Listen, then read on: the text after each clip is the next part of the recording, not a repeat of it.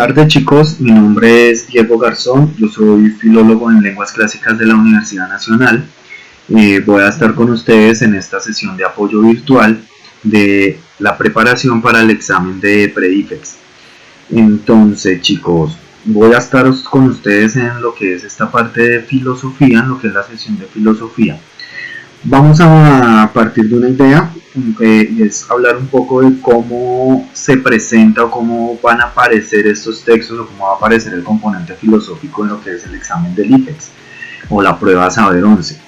Bueno, existe un componente en el cual va a ser incluida la filosofía, que es el componente de lectura crítica, y que es lo que busca analizar en ustedes, o sí, analizar y evaluar en ustedes las competencias de nivel lector, las competencias lectoras que ustedes deben desarrollar a lo largo de toda su educación, de todo lo que fue la primaria y el bachillerato.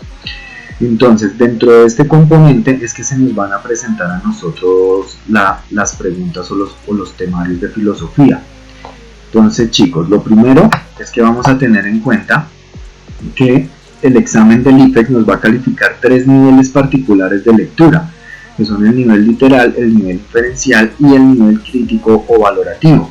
Tengo el nivel crítico o valorativo subrayado porque es acá donde van a entrar a jugar un papel importante en la prueba los textos filosóficos. Entonces, necesito que estén en el libro, necesito que estén en este momento todos con el libro y están entonces en la sesión de lectura crítica, particularmente lo que es la filosofía, que es la sección 2. ¿Listo? Entonces, vamos a mirar acá. Nos dice acá que la tercera competencia para la prueba, que es esa lectura crítica valorativa, se va a evaluar a través del contenido filosófico. Entonces, se espera que ustedes puedan poner en juego esas competencias de análisis de conceptos y análisis lógicos, es decir, tratar de entender ciertos conceptos que como tal el examen no se los va a pedir a ustedes que los defina, pero sí les va a pedir a ustedes que los interpreten a través de una lectura. Podemos encontrar lecturas de textos filosóficos como tal, es decir, es lo que se conoce, digamos, en el ámbito académico como las fuentes primarias. Entonces podemos encontrarnos frente a textos escritos directamente por los grandes filósofos, como podemos encontrarnos frente a críticas y comentarios de ellos. Entonces, bueno, ¿qué es importante acá? Aunque a nosotros no nos van a pedir, como les digo nuevamente, no nos van a pedir que definamos conceptos, sí van a tener en cuenta que nosotros ciertos conceptos ya los tenemos analizados y desarrollados a través de lo que ha sido nuestra educación de bachillerato. Entonces, por eso acá nos proponen que una familiaridad, nos proponen es una familiaridad con algunos conceptos básicos de la filosofía y con el tipo de reflexión propio que la filosofía hace y que es parte de la formación que se espera que todos ustedes hayan recibido al momento de graduarse de 11, porque eso es lo que evalúa el examen, los componentes que ustedes ya deben manejar, ya deben tener y ya les debió haber dejado a ustedes el colegio. Es importante en primera medida, chicos, entonces nosotros tenemos acá estos cuadros que nos van a familiarizar con estos conceptos, con los conceptos principales. Entonces encontramos unos primeros cuadros que son las disciplinas de la filosofía. Tenemos lo que es la metafísica, la gnoseología, la epistemología, la antropología, entre otras que tenemos acá: empirismo, idealismo, materialismo, racionalismo, existencialismo y la ética también, y algunos conceptos particulares. Entonces, ¿cuál es la idea de que ustedes lean y desarrollen esta parte? Que ustedes se familiaricen aún más de lo que ya están, se familiaricen con estos conceptos particulares y principales que maneja la filosofía. Por otro lado, también es importante que nosotros tengamos un contexto.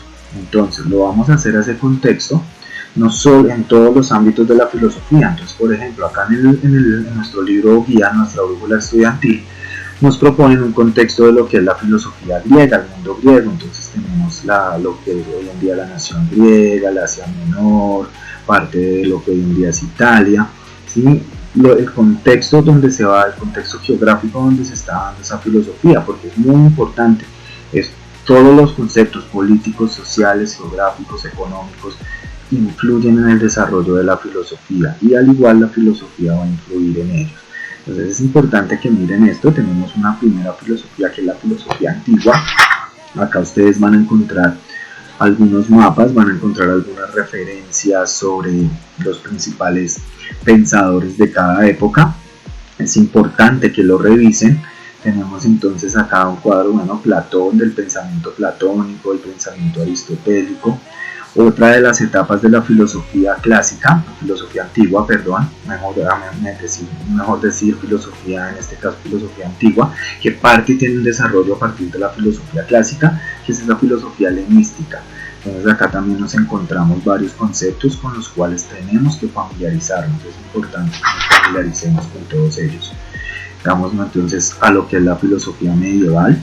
Tenemos acá también en este momento un cuadro que nos puede ayudar bastante a esa familiarización. Conceptos principales de lo que es la filosofía moderna y la filosofía contemporánea, que son las etapas principales de lo que es la filosofía. ¿Listo? Entonces vamos a trabajar ahora, vamos a mirar entonces ya un poco. Necesito, importante que ustedes me estén mirando estos mapas y que aparte de la lectura de estos mapas ustedes estén indagando más allá en todos los conceptos que nos proponen, si no nos quedemos solamente con esto para poder lograr un mejor resultado en la prueba. Vamos a mirar una primera lectura, la lectura 20. Quiero que la vayan buscando, que es una lectura de Platón. Podemos empezar ya a visualizar qué es lo que se nos pide a nosotros en el examen. Entonces, pasamos con la lectura. Nadie es justo por voluntad, sino porque no tiene el poder de cometer injusticias. Esto lo percibiremos mejor si nos imaginamos las cosas del siguiente modo.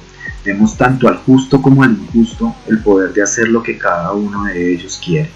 Y a continuación, sigámoslo para observar hasta dónde lo lleva a cada uno el deseo. Entonces, sorprenderemos al justo tomando el mismo camino que el injusto, siguiendo sus propios intereses, lo que toda criatura persigue por naturaleza como un bien, pero que la fuerza de la ley obliga a seguir el camino del respeto por la igualdad. El poder del que hablo sería efectivo al máximo si aquellos hombres adquirieran una fuerza tal como la que se dice que cierta vez tuvo Giges, el antepasado del Lidio. Giges era un pastor que servía entonces al rey de Lidia. Un día sobrevino una gran tormenta y un terremoto que rasgó la tierra y produjo un abismo en el lugar en el que él llevaba el ganado a pastorear.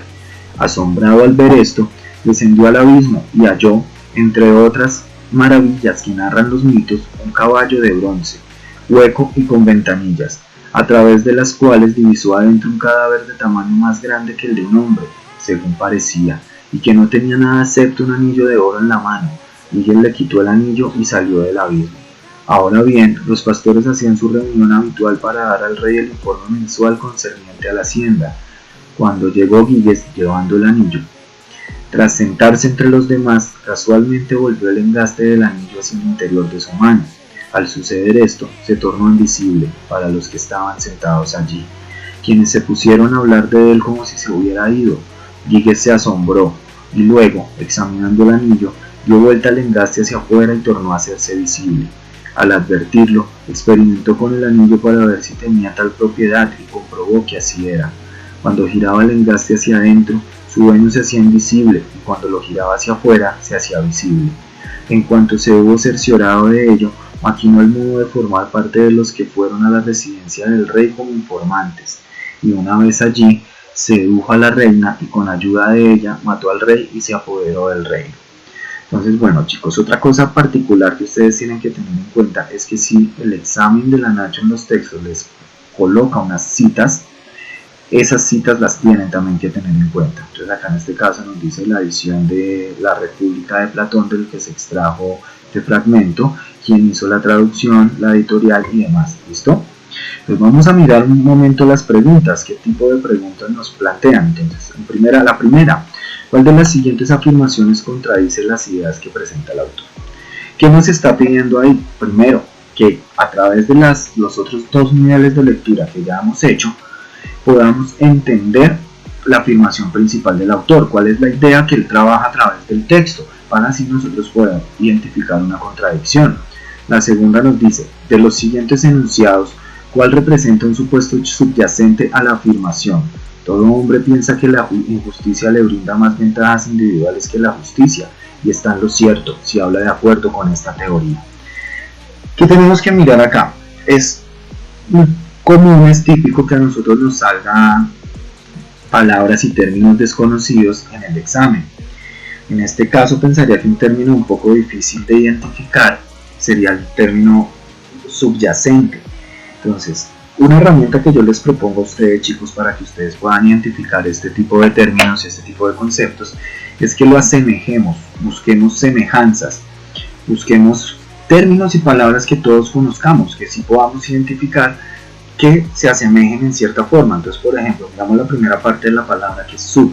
Entonces, sub, palabras en que yo conozca, subterráneo, que se habla tanto de un metro subterráneo. ¿Qué significa eso? Que va por debajo de la tierra. Entonces sub, bajo, yacente, que yace, que está ahí. Es decir, podemos entender que está debajo de algo, ¿cierto? Entonces podemos entender que es la idea, que es una idea que pueda servir como base a lo que se nos está planteando. En este caso ya no nos está pidiendo una contradicción, sino nos está pidiendo una idea que sirva para sustentar la tesis que plantea el autor. En la tercera nos dice, ¿cuál de las siguientes afirmaciones constituye una razón a favor de la tesis principal del texto anterior? A saber, que cuando alguien actúa justamente lo hace por obligación y no voluntariamente. ¿Listo? Entonces hay una clave particular que también tenemos que tener en cuenta, y es que muchas veces las preguntas que van más adelante nos van a traer la respuesta de las anteriores, o en algún caso, preguntas anteriores nos van a confirmar la respuesta de preguntas posteriores. En la primera pregunta nos dice, en las primeras preguntas nos plantean que ya identifiquemos una idea central del texto, como en la primera, que nos dice cuál de las siguientes afirmaciones contradice las ideas que presenta el autor. En esta tercera nos están dando una luz más fuerte para responder la primera, que es que ya nos habla cuál es la tesis principal que plantea el autor. Ya en esta pregunta no la dan, entonces no tendríamos que haberla identificado nosotros. ¿Qué es importante que propongo en esto por esto que propongo que ustedes hagan en el examen, chicos? Que cuando ustedes estén leyendo una pregunta, rápidamente, no es necesario que miren las respuestas, pero rápidamente le echen una mirada 2 o 3 preguntas más adelante, a ver si nos encontramos con un caso como este, donde una pregunta posterior nos está dando luces o nos puede inclusive llegar a dar la respuesta de una pregunta anterior.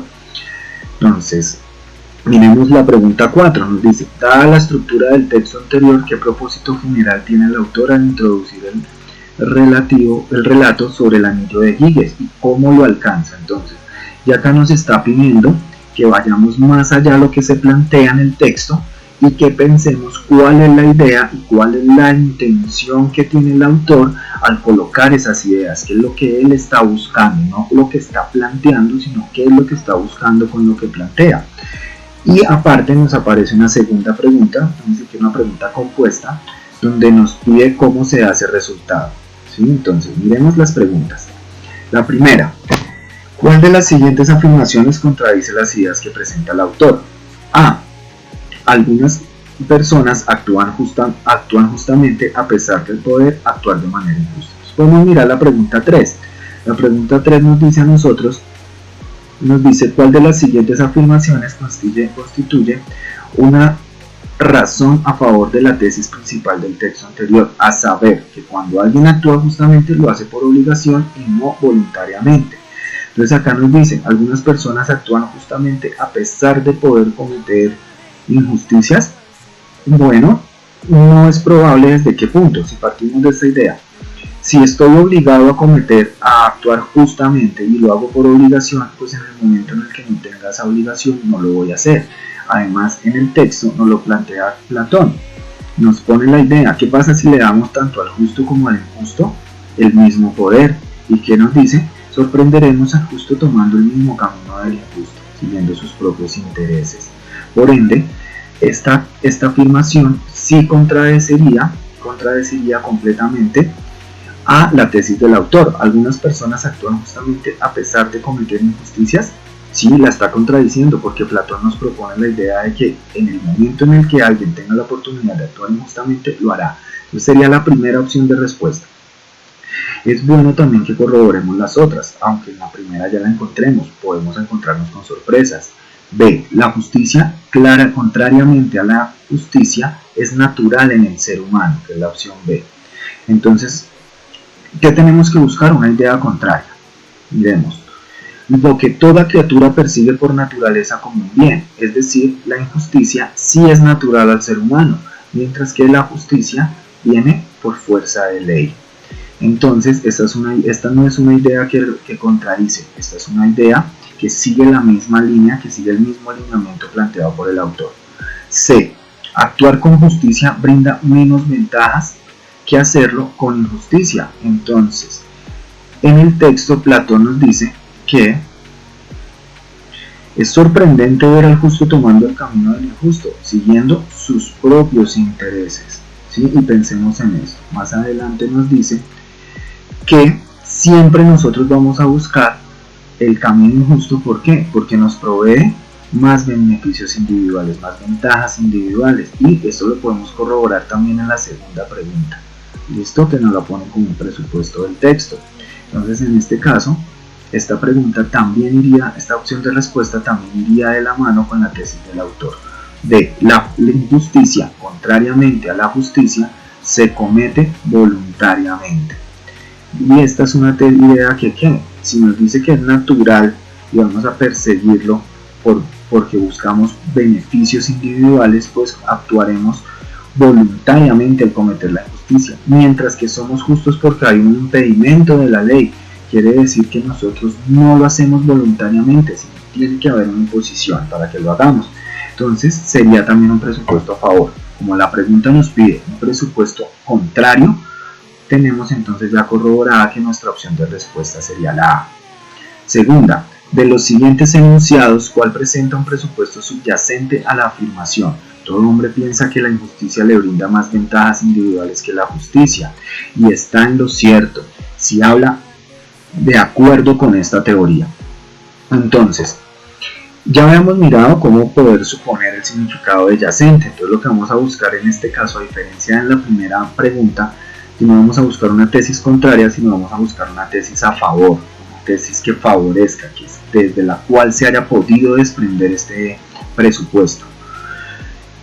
Entonces nos dice, la injusticia brinda las mismas ventajas individuales que la justicia, pero ¿qué nos dice el presupuesto? Que la injusticia brinda más. Entonces no puede ser la opción de respuesta, porque nos está poniendo la justicia y la injusticia al mismo nivel en cuanto a las ventajas que ofrece. B. La justicia, al igual que la injusticia, brinda ventajas individuales. Es probable que también la justicia brinde ventajas individuales, pero va a brindar más la injusticia. Sin embargo, ojo, no es este el camino al que nos está llevando el autor. Podría ser una opción de respuesta, pero no completa completamente, no llena completamente, no sirve completamente de base para poder decir que la injusticia brinda más ventajas individuales que la justicia. Listo. Y la última opción de respuesta, que es la D. La justicia no brinda ninguna de las ventajas individuales que la injusticia brinda. Entonces pensemos en esto, chicos. Giges, ¿quién era? Era un pastor y había un rey. Tenemos también que contextualizarnos un poco, por eso es importante que ustedes miren esta primera parte del libro. Recomiendo también que en cuanto ustedes estén revisando las partes de las partes en las que dividimos la historia de la filosofía, también lo hagan de la mano con la historia, para que ustedes también sepan qué está sucediendo en ese momento, porque la filosofía se encarga de analizar lo que sucede, analizar lo que pasa, analizar el entorno, por ende depende de una construcción social, tiene que ir también de la mano con la historia. ¿Por qué lo digo? Es importante que miremos que él nos propone la idea de que la justicia no nos brinda ninguna de esas ventajas que puede brindar la injusticia. ¿Quién es Giges? Un pastor. Hay un rey, nuevamente retomo eso, hay un rey. ¿Y quiénes son los reyes en este momento en la antigüedad? Los reyes, ¿cualquier persona puede llegar a ser rey? No, los reyes se eligen por derecho de sangre. ¿Y quién les da ese derecho de sangre? Los dioses. O son descendientes de los dioses o son escogidos por los dioses. Giges es un pastor. Dentro del contexto del que se nos presenta, lo justo sería que Giges siempre fuera pastor, pero ¿el qué hace? Él, a través de este poder que tiene, la oportunidad que tiene de ser injusto, él busca llegar a un lugar que no le corresponde. Y es una ventaja, llegar a ser rey es una ventaja que nunca la justicia le brindaría. Entonces acá tenemos, la justicia no brinda ninguna de las ventajas, la justicia nunca le brindaría a Giges la oportunidad de ser rey. La única que le brindaría esa oportunidad sería la injusticia. ¿Listo? Entonces, acá en este pregunta ya particularmente nos piden una tesis a favor, una tesis que apoye lo que se está diciendo. ¿Qué es lo que se está diciendo? Que en este caso nos plantean que si el actuar justo se hace por obligación porque hay un presupuesto de ley que lo obliga, y el actuar injusto sí se hace voluntariamente, que realmente no es voluntario el actuar justo. Entonces piensen en esto, chicos, un contexto muy coloquial. En Transmilenio, la gente se cola en Transmilenio. ¿Cuándo se cola en Transmilenio? Cuando no hay presencia de policía. Entonces, cuando hay presencia de policía, la gente no se cola. ¿Por qué? Porque se ve obligada por esa imposición de ley. Ese es el precepto que nos están manejando ahí. Entonces acá tenemos que buscar una tesis que comparta esa idea, que sea semejante, ¿sí? Que la favorezca. Entonces decimos la primera, la gente se ve obligada a actuar justamente. Esa tesis va por el lado, ¿por qué? Porque por mi voluntad yo actúo injustamente para obtener más beneficios, pero hay una imposición, me veo obligado a actuar justamente. B, solo la igualdad garantiza el respeto por la ley. Creo que inclusive es una opción que se sale del contexto de lo que nos está planteando a nosotros Platón. C, la injusticia brinda más ventajas individuales que la justicia. Es una tesis a favor a lo que nos está planteando Platón, más no, que tienen que tener cuidado con esto, chicos, ya nos está planteando en particular una tesis a la cual tenemos que favorecer, y es que la justicia o el actuar justo se hace por obligación. En este caso, esta tesis va por otro lado, la tesis de la opción C, que dice la injusticia brinda más ventajas individuales que la justicia, aunque va de la mano y va a favor de lo que plantea el texto en general, no podemos tomarla como una tesis a favor de lo que nos está planteando, porque el actuar justo se obliga no solamente en el hecho de que la injusticia brinda más ventajas individuales, hacia donde nos está planteando la idea, somos obligados a actuar justamente. Por eso partimos que la opción correcta hasta el momento sería la A.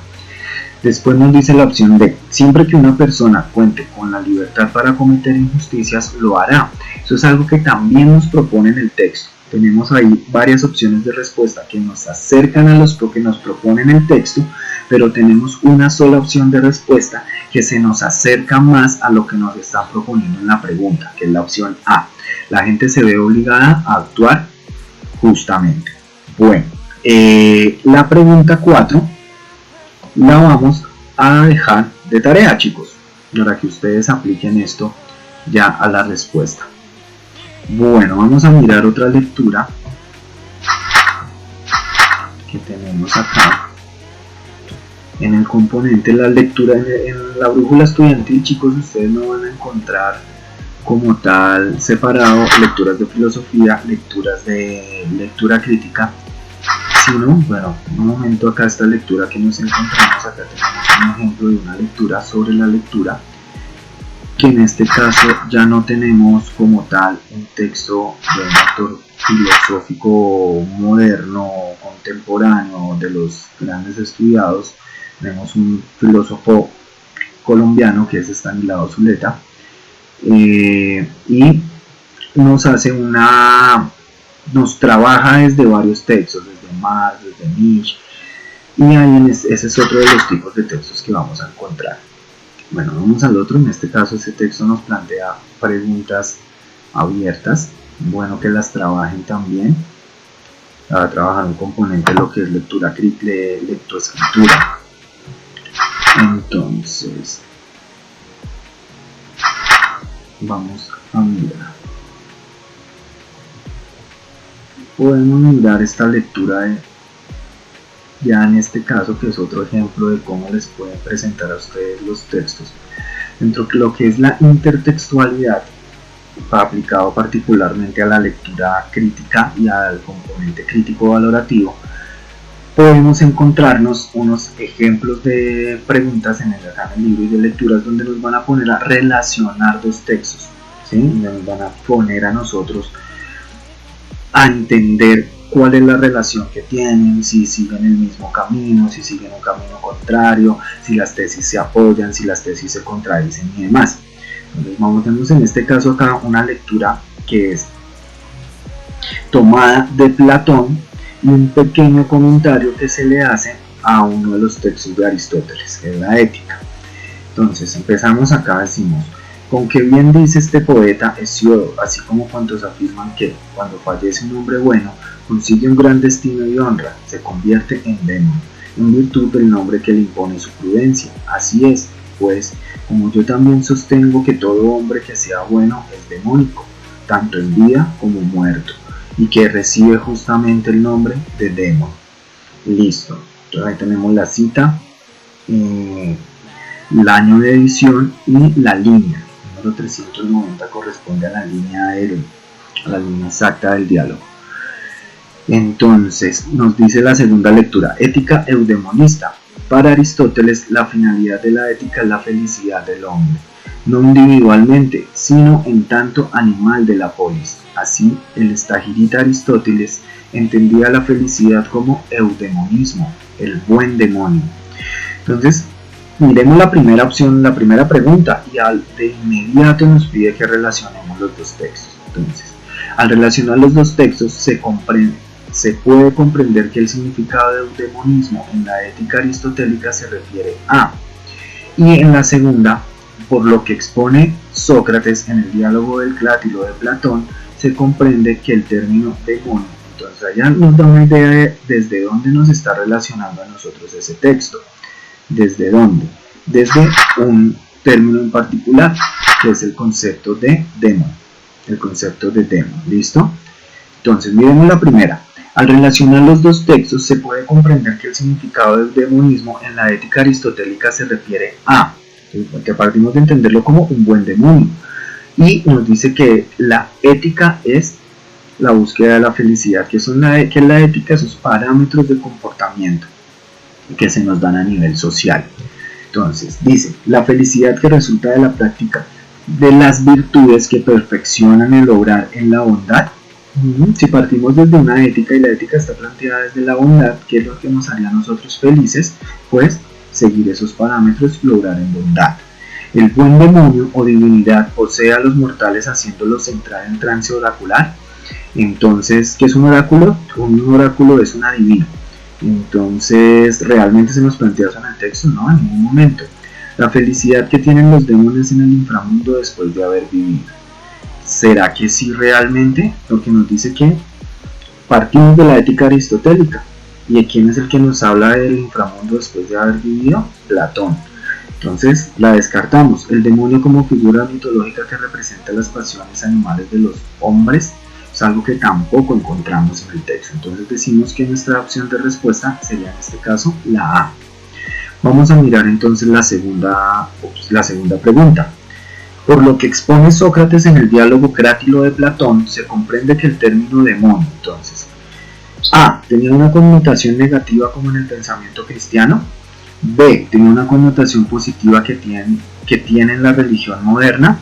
C, no se usaba en el mismo sentido que se usa entre las religiones semitas.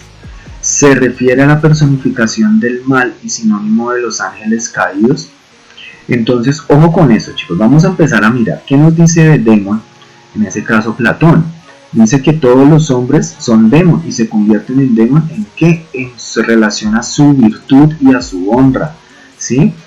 Entonces, podemos decir, tiene una connotación negativa en el pensamiento cristiano. Entonces, ¿qué podemos mirar? Todos entendemos desde, bueno, nuestro pueblo viene de una tradición de pensamiento cristiano medieval, y dentro de nuestro pensamiento el concepto de demonio radica única y exclusivamente a la parte negativa.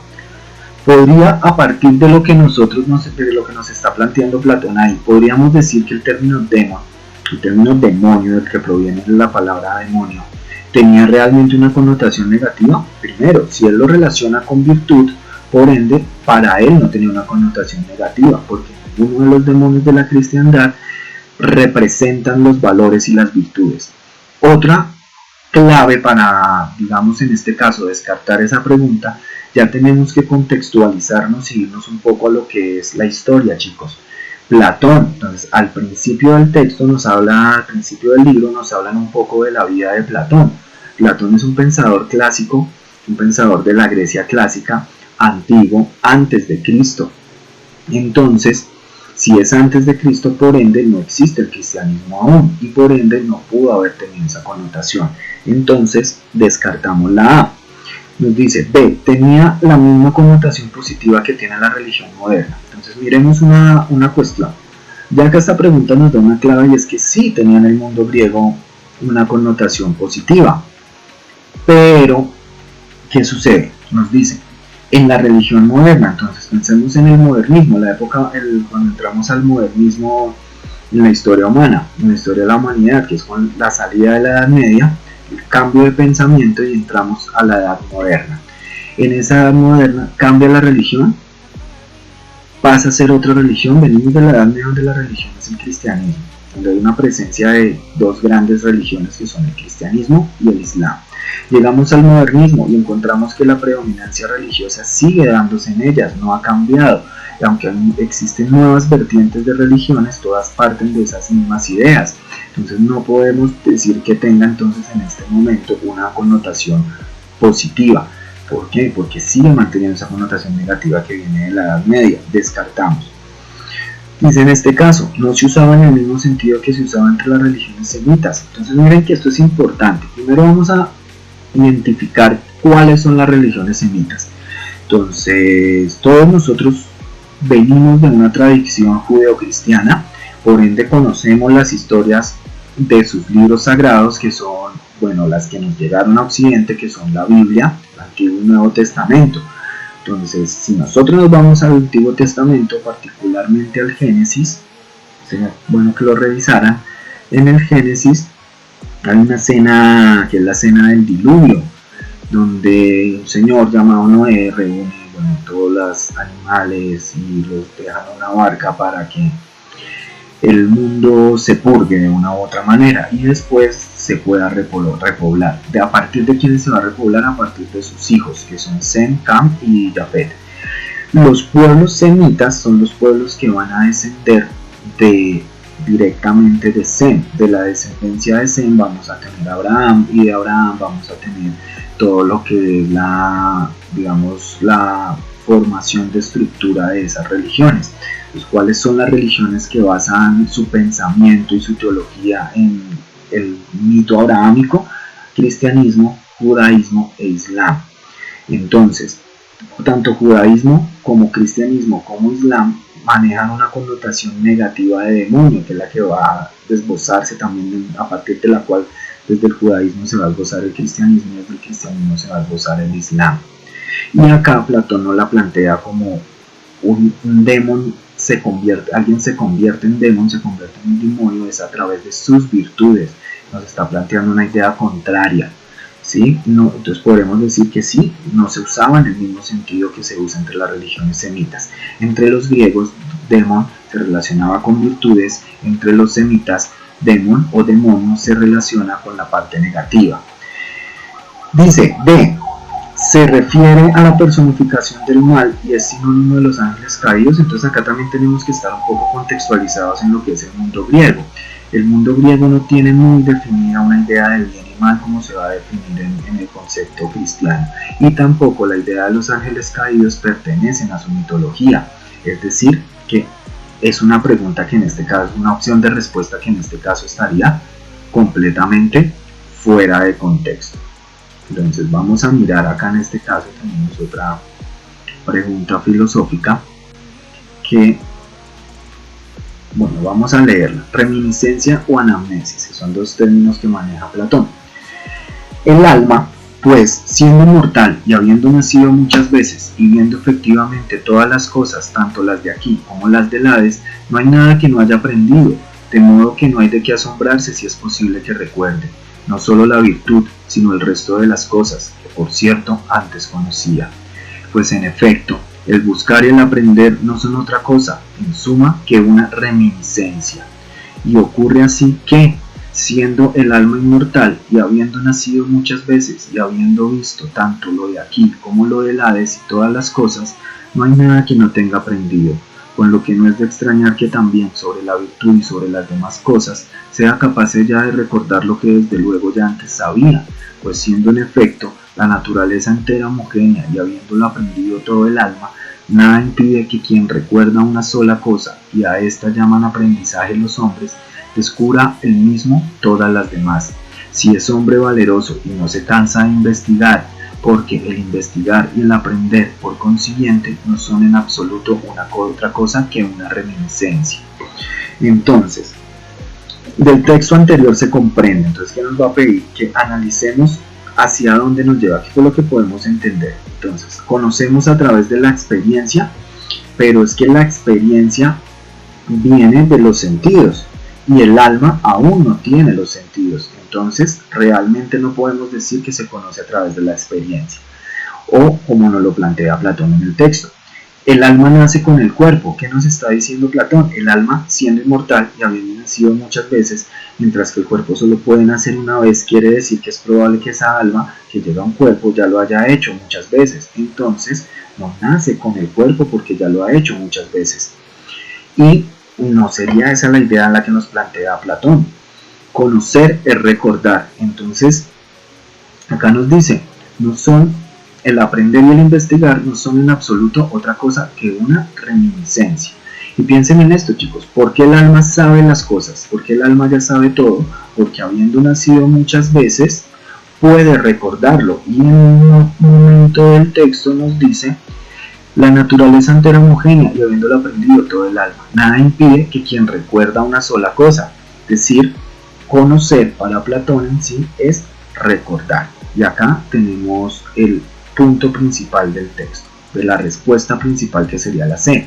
El alma sabe muchas cosas. Sí, es cierto que el alma sabe muchas cosas, pero realmente el sentido hacia el que nos lleva Platón a hablarnos de reminiscencia y anamnesis. Entonces la reminiscencia es el recuerdo y el anamnesis es lo que queda por encima de lo que es el recuerdo. Entonces él nos sigue llevando por este camino. Entonces hablamos, y la idea que nos plantea principalmente es el hecho de que conocer es recordar. Conozco algo porque lo recuerdo. El alma conoce algo porque lo recuerda. ¿Listo? Entonces, 2. En el título, reminiscencia o anamnesis, se comprende que los dos términos son equivalentes o sinónimos, se contraponen por antonimia, están en disyunción o opuestos, hay que elegir entre uno y el otro. Entonces, vamos a partir de una idea que ahora acá, la conjunción o. Y es algo que también se va a trabajar un poco dentro de la lógica. ¿Qué nos plantea? Reminiscencia o anamnesis. Entonces nos dice, se contraponen por antonimia, que quiere decir que son significados completamente opuestos. Entonces, ¿qué tendría que haber hecho Platón en el texto? Habernoslos definido y habernoslos contrapuesto. Y eso no lo hace. Están en disyunción opuestos, que sería exactamente la misma opción de la respuesta B, solo que puesta en otras palabras, ¿no? Porque tampoco nos los está separando, nos los está uniendo, está diciendo, bueno, ¿y esto cómo lo llamamos? O reminiscencia o anamnesis, pero es lo mismo, ¿sí? Nos dice que hay que elegir entre uno y otro, o nos dice que son equivalentes. Reminiscencia es el término castellano para recuerdo, y anamnesis es el término griego para el recuerdo. Por lo tanto, los dos términos son equivalentes. ¿Listo, chicos? Entonces vamos a mirar otra lectura.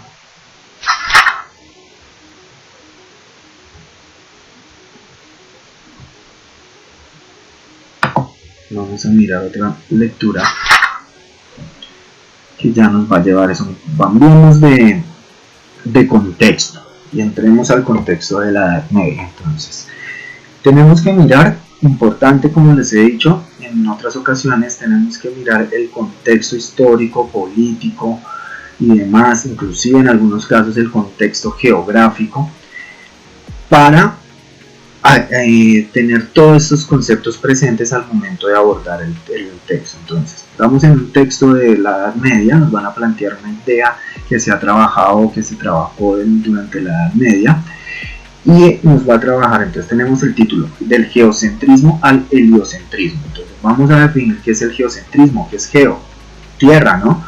Helio, sol. Entonces llegamos en la historia, vamos en un recorrido en el que la visión o la idea que tiene el mundo del universo es que el sol es su centro y todos los planetas giran alrededor del sol.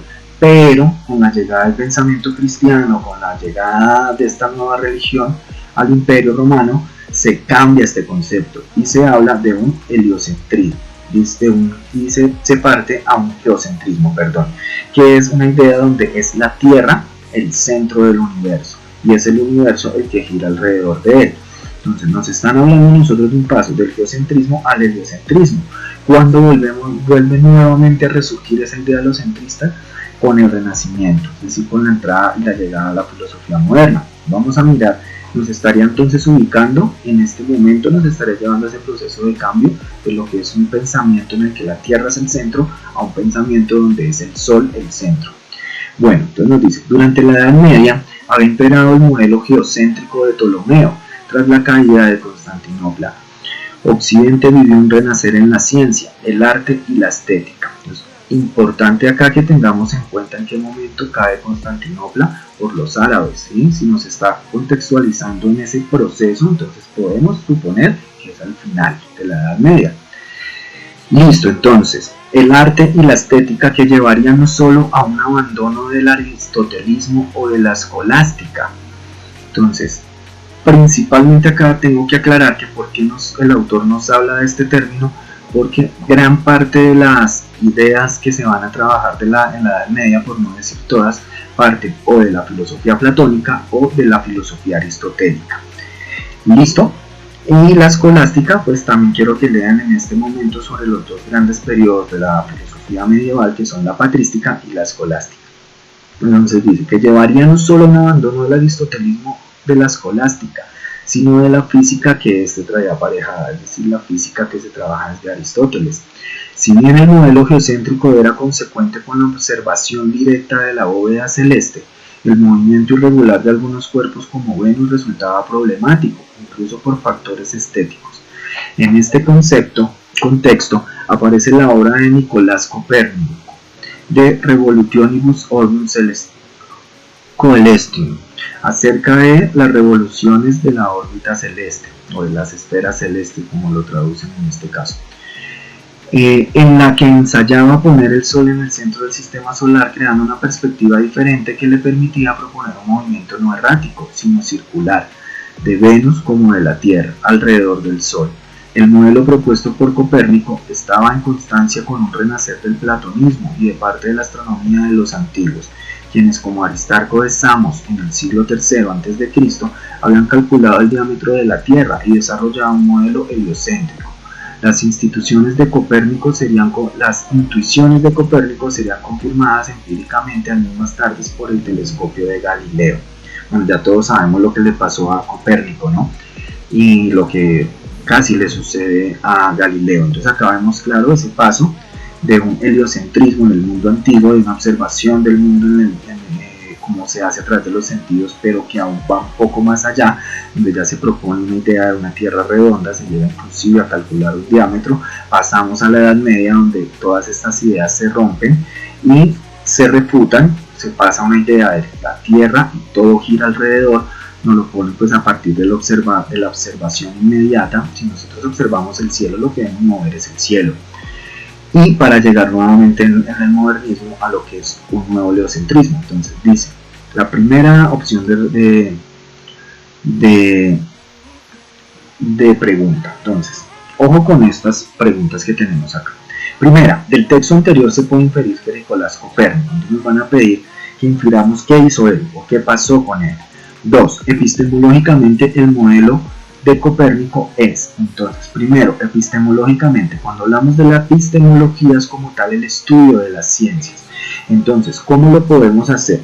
Hipotético deductivo, que sería, me gustaría que miraran un poco sobre el método científico. En este caso es importante que veamos un poco lo que nos habla Descartes del método científico. Pensemos, ¿qué es una hipótesis? Es una suposición. ¿De dónde saco yo esa suposición? Porque observo el mundo y deduzco algo, y esa deducción es la hipótesis. Es hipotético deductivo, porque se analiza geométricamente primero y luego se corrobora empíricamente. Ya lo miramos. B, empírico inductivo, porque se infiere de las observaciones para consolidarse teóricamente. Cuando hablamos de ya un conocimiento empírico, ya hay una inducción en el conocimiento, es porque ya empezamos a aplicar un método y podemos llegar a una comprobación. Heliocéntrico, porque se basa en la estética platónica y en Aristarco de Samos. Heliocéntrico, porque se constituye a partir de la observación empírica del universo. Entonces, por eso la clave está acá, epistemológicamente hablando. Cuando hablamos de esta parte epistemológica, hablamos de cómo nosotros abordamos las ciencias. Lo hacemos en principio de una manera hipotética, y observamos y deducimos, y después nos inducimos en el texto para llevarlo, o en el conocimiento a través del método científico, para poderlo consolidar. ¿Qué es lo que nos está haciendo? ¿Qué es lo que nos dicen del modelo de Copérnico? Entonces, del modelo de Copérnico, ¿él cómo lo hace? Él empieza a probar, buscando una perspectiva diferente que le permite proponer un nuevo movimiento. Entonces, ¿qué hace él? Él pone en el centro el Sol. Realmente sería, él está deduciendo o él ya está entrándose como tal a la comprobación. ¿Quién hace la comprobación? Y nos lo dice el texto claramente. Entonces, la comprobación empírica inductiva la haría Galileo, más no Copérnico. La clave de la pregunta, que es el término epistemológico, nos permite inmediatamente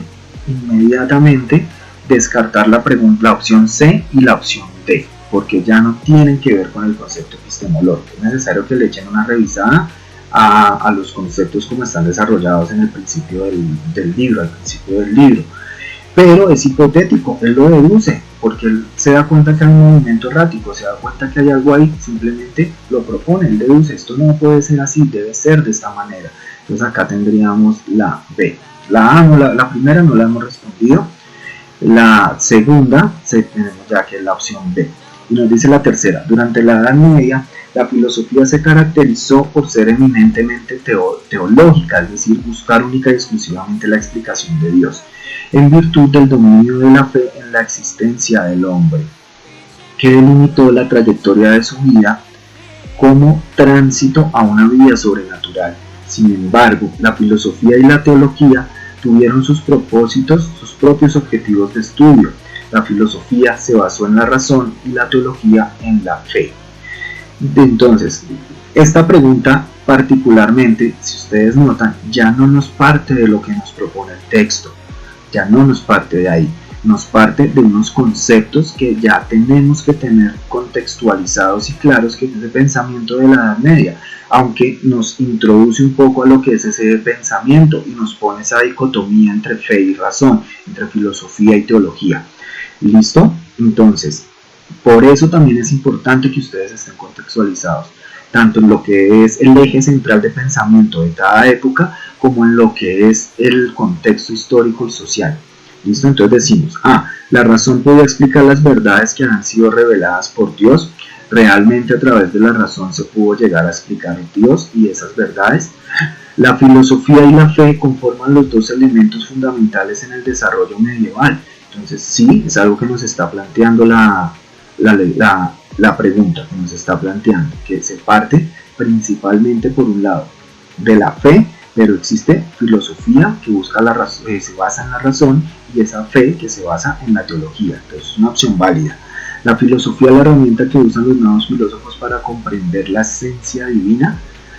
Realmente sí, a través de la filosofía se va a tratar de entender a Dios, por eso es que surge una filosofía de la Edad Media. Pero hay una clave al final de la pregunta, y es que nos dice, de lo anterior, quiere decir única y exclusivamente de lo que nos propone la lectura, lo que nos propone esa pregunta. Entonces, esa opción no respondería a lo que nosotros nos están pidiendo, ¿sí? Aunque es válida dentro del contexto de la filosofía medieval, no responde a lo que nos pide el examen.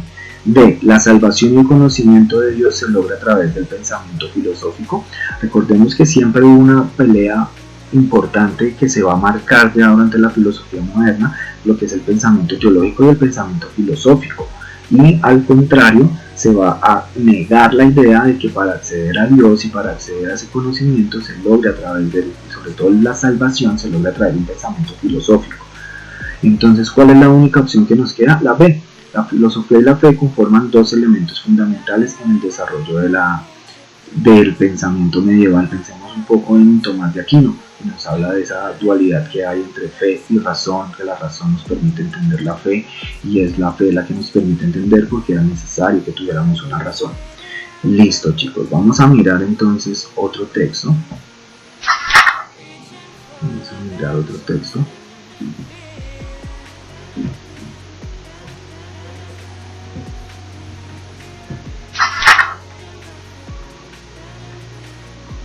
Entonces ya vamos a entrarnos, digamos acá un poco, vamos a entrarnos ya a otra etapa de la filosofía. Entonces vámonos hacia la filosofía moderna.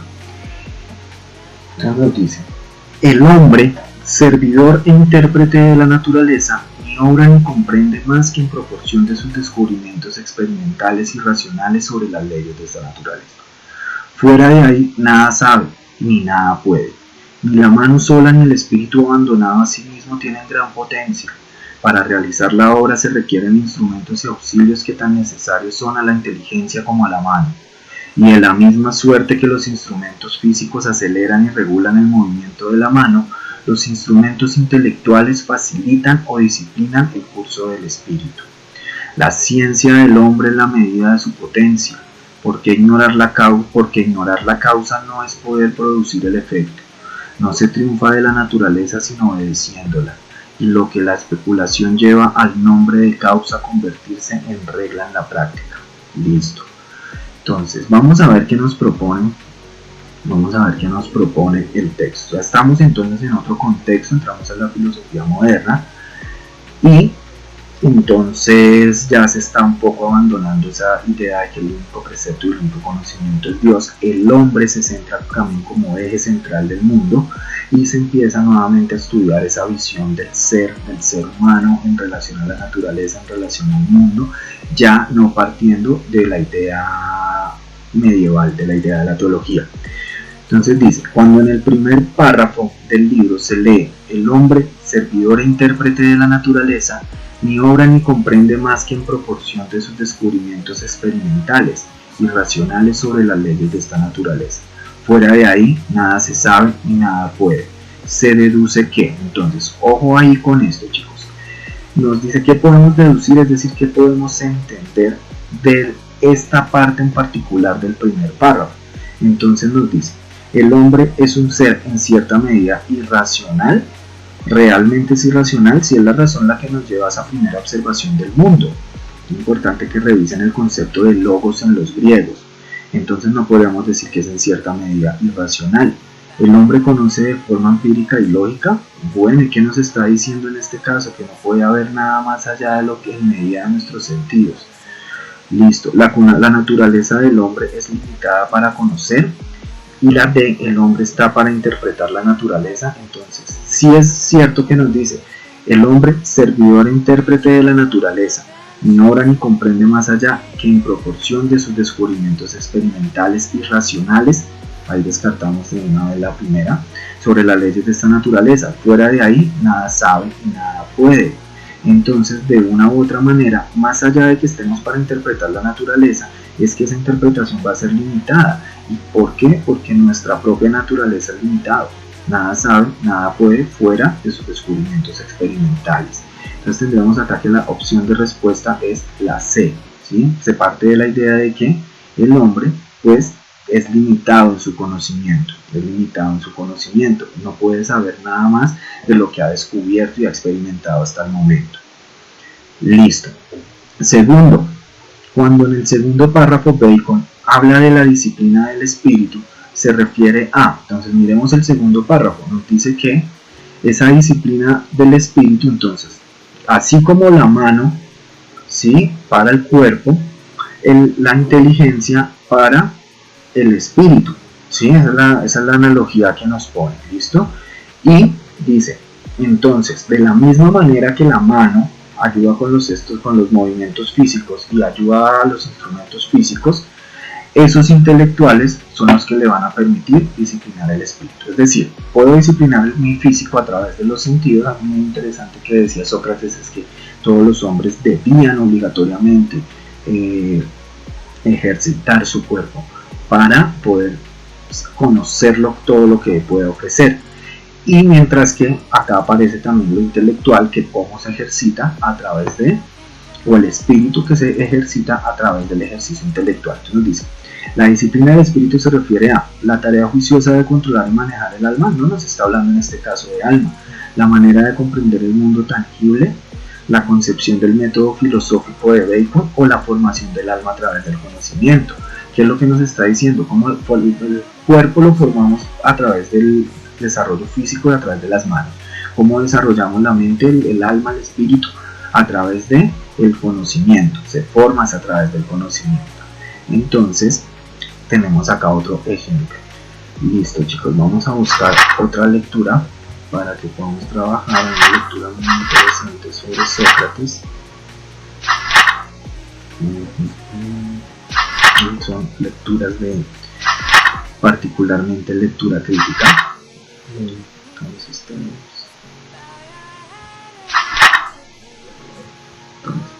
miremos esta, bueno, no encontré la que quería de Sócrates, pero vamos a mirar esta en relación a lo que es la estética. Listo. Entonces vamos a mirar esta lectura. Y acá en esta lectura les voy a dejar a ustedes que respondan la pregunta abierta. Entonces, y vamos a trabajar estas dos lecturas para terminar. Lectura número 12. Ensayo para introducir el método de razonamiento experimental en los asuntos morales. Sección 8. De la belleza y la felicidad. Ya consideremos el cuerpo como una parte de nosotros mismos o asintamos a la opinión de aquellos filósofos que lo miran como algo externo, debe siempre admitirse que se halla suficientemente enlazado con nosotros para formar una de estas dobles relaciones que yo he mostrado ser necesarias a las causas de orgullo y humildad. Por consiguiente, siempre que podamos hallar en esta relación de ideas, esa relación de ideas se une la relación de impresiones. Siempre que podamos hallar que a esta relación de ideas se une la relación de impresiones, podemos esperar con seguridad que se presente una de estas dos pasiones, según que la impresión sea agradable o desagradable, pero la belleza, del género que sea, nos proporciona un propio deleite o satisfacción, y la felicidad produce dolor. La fealdad produce dolor, sea el que sea el sujeto a que corresponde y sea apreciada en objetos animados o inanimados.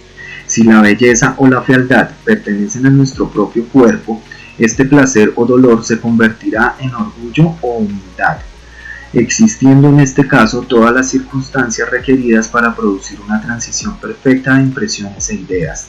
Estas sensaciones opuestas se relacionan íntimamente con el yo, objeto de ambas pasiones. No es pues maravilla alguna de la propia belleza llegue a ser objeto de orgullo y la fealdad de humildad. Bueno, entonces acá ya nos proponen unos parámetros claramente estéticos y nos propone la idea de la felicidad produce agrado, produce la belleza, produce agrado, produce felicidad, mientras que la fealdad produce dolor y produce tristeza. Tenemos que también contextualizarnos en el momento del tiempo en el que estamos, porque sabemos que esos preceptos de belleza han cambiado a lo largo de la historia. Es decir, que lo que en un momento de la historia causó dolor, en un momento de la historia puede causar felicidad y alegría y confort. Entonces, un ejemplo, en nuestra sociedad, matar no causa placer, causa dolor, pero en las sociedades antiguas, en algunos contextos, matar sí producía esa felicidad. Entonces, bueno, vamos a mirar.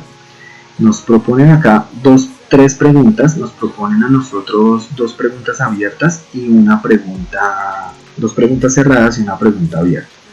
Es cierto que el examen del IFEX en sus últimas pruebas no ha incluido preguntas abiertas, es decir, no ha incluido preguntas donde ustedes les puedan evaluar el desarrollo escrito.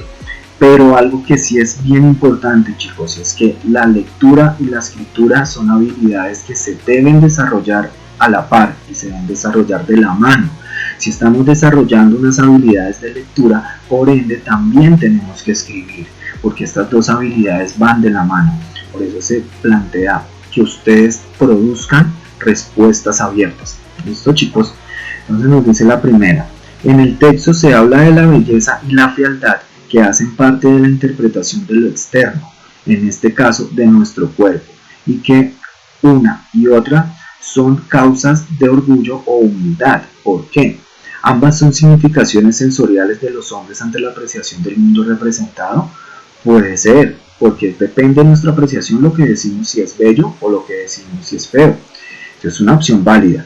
La comprensión de las dos pasiones se enfoca hacia la exaltación de la capacidad del hombre de contemplar. Bueno, sí, hay una capacidad del hombre de contemplar y más allá se exalta. ¿Por qué? Porque aparte de poderla contemplar, las puede, digamos así, demarcar. Pero no es eso lo que nos está tratando nosotros de decir el texto. El hombre es el único que puede hacer relación de belleza y fealdad en el momento adecuado.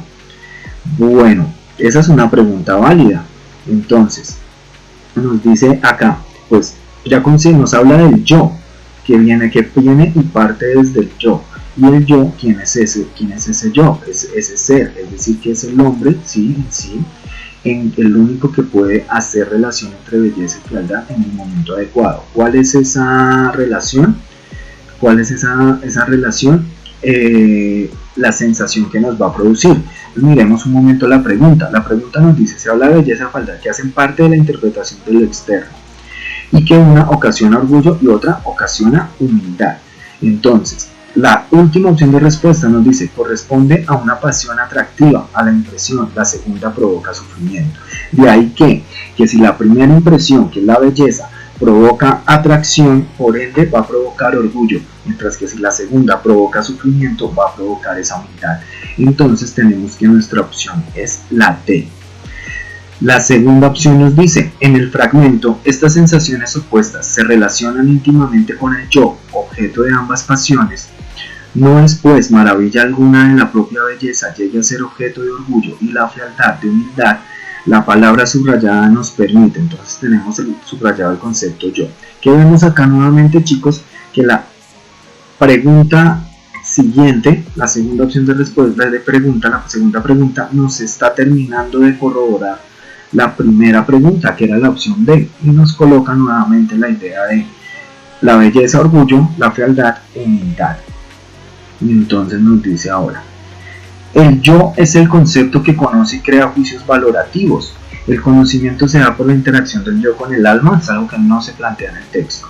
La verdad no es proporcional al hombre sin el concepto del yo. El yo y el mundo representado son necesarios para conocer. ¿Qué es lo que nos está diciendo? ¿Quién es el que crea esos juicios? Pues acá no lo dice.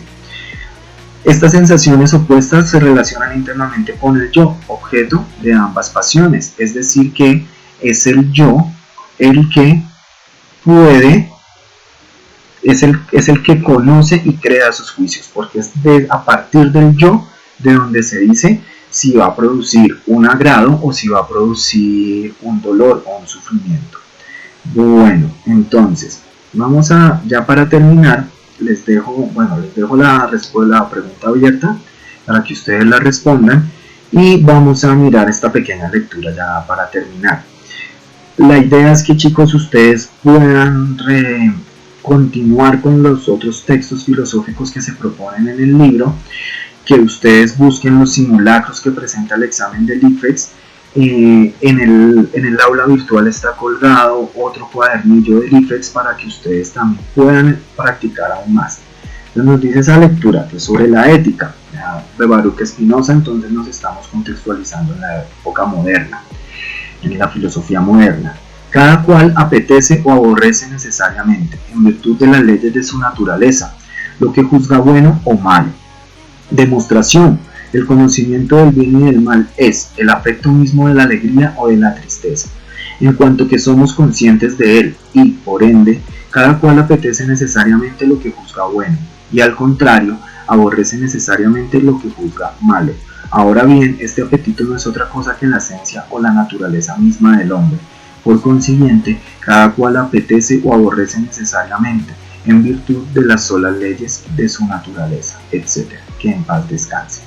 Bueno, ¿qué nos plantea? Es interesante porque cuando viene la llegada del modernismo, hay un cambio en esos pensamientos objetivos que se dictaban durante la Edad Media a partir de la Iglesia. ¿Qué es el bien? ¿Qué es el mal? Lo que se dicta desde el credo y desde los parámetros filosóficos del momento. Mientras que acá viene un resurgir del yo durante la Edad Media y durante la filosofía moderna, y se plantean que claramente dice que es uno mismo, es quien lo hace, cada quien juzga lo que es bueno o es malo, es decir, que ya puede haber un conocimiento que parte de sí mismo y que cada quien va a querer buscar lo que para él es bueno. Entonces entra un concepto muy importante, que es que la ley no es sinónimo de bien, ¿sí? Lo legal no siempre es bueno, lo ilegal no siempre es malo. Entonces pensemos en esto. La esclavitud fue legal, pero es buena. Entonces, ¿por qué es legal y por qué en algún momento se juzga como buena? Porque parte de un pensamiento subjetivo. Listo. 1. La concepción del bien y del mal es una acepción, es decir, es una percepción, digámoslo así. ¿Parte de dónde? O sea, son ideas generales, son ideas absolutas, son ideas relativas o son ideas animales. Pues hablando desde el punto de vista filosófico, lo que nos diferencia de los animales es la razón. Y si la filosofía trabaja a través de la razón, pues no pueden ser conceptos animales. Conceptos absolutos y conceptos generales son conceptos que se mantienen como dogma dentro de una sociedad. Durante la Edad Media existieron esos conceptos generales y absolutos. Durante la Edad Media la concepción del bien y del mal fue general y fue absoluta. Pero en este momento, a partir del texto de Spinoza, se nos da una idea de que esa concepción del bien y del mal son ideas relativas, porque parten de cada individuo. Es decir, pensemos en esto: para lo que es bien para mí puede que no sea bien para ustedes, lo que es mal para mí puede que no sea mal para ustedes. Hay una percepción relativa. El bien y el mal en Spinoza, entonces en este caso, es relativo. 2. Cuando el autor dice este apetito no es otra cosa que la esencia misma del hombre, hace referencia a qué? A los que los seres humanos obran el bien o el mal porque su naturaleza lo dispone, igualmente lo bueno o lo malo. El hombre se deja llevar por sus apetitos y su naturaleza concupisciente que lo dispone a obrar mal. Bueno, la naturaleza concupisciente es eso que él ya tiene, es con lo que él ya nace, lo que lleva dentro de sí. C. El hombre se esfuerza por preservar en su ser, por lo cual busca aquello que sirva con su conservación. Bueno, es importante que ese es otro de los preceptos de la filosofía de Spinoza, la perseverancia en el ser, pero no es lo que nos plantea en este momento. ¿Listo? Y hablemos un poco de ese apetito ¿de qué depende? ¿Cuál es el apetito? El apetito es en la búsqueda de lo que nosotros particularmente juzgamos como bueno. Entonces dice la D: la naturaleza humana no es ni buena ni mala, sino que depende del carácter de su voluntad y de sus virtudes. Exacto, ahí está la idea. No es general, es algo particular, es algo relativo. Entonces no puede ser ni buena ni mala, depende del carácter que nosotros le damos, de lo que para nosotros es bueno y para nosotros es malo. ¿Listo? Y obran en relación a lo bueno y lo malo. ¿Por qué? ¿Por qué lo hacen? Porque es lo que ellos disponen. Por eso apetece lo bueno, porque es lo que el hombre dispone como bueno. Bueno, chicos, entonces terminamos en este momento esta parte de tutoría y asesoría virtual. Trabajamos algunas de las lecturas, dejamos algunas preguntas por responder. La idea es que ustedes sigan trabajando otras lecturas filosóficas, que también entren a lo que son las preguntas abiertas, para que a la par de ese desarrollo, por ejemplo, esta lectura del pacto social, que no la alcanzamos a mirar, sobre la lectura, también quiero que las miren y que trabajen esas lecturas abiertas para que puedan desarrollar, a la par de sus habilidades lectoras, puedan desarrollar también sus habilidades escritas y estas les permitan desarrollar completamente esa habilidad lectora. Bueno chicos, me despido, un gusto haberlos acompañado a ustedes en esta sesión de apoyo virtual.